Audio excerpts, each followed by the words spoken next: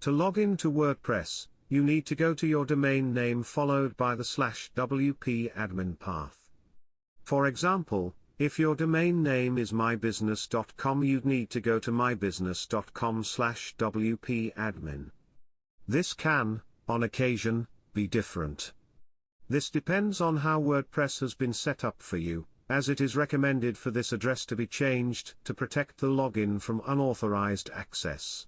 You will see a login form for WordPress asking for a username or email address as well as a password. Enter your login details into the form and click the blue login button. If the details you have entered are correct, you will now see the WordPress admin interface.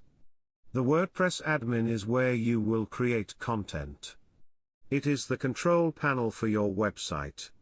To the left-hand side of the control panel you will see a list of menu items.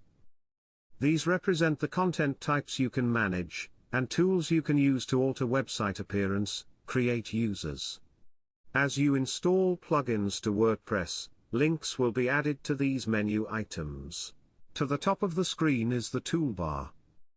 This is used primarily for quick links, to add content, and to access your logged-in user account.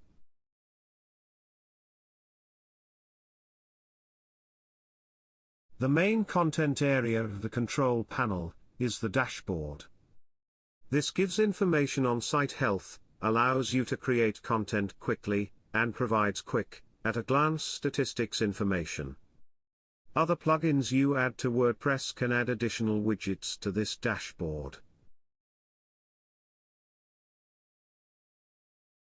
To the top right of the screen underneath the toolbar you will find Screen Option and Help tabs.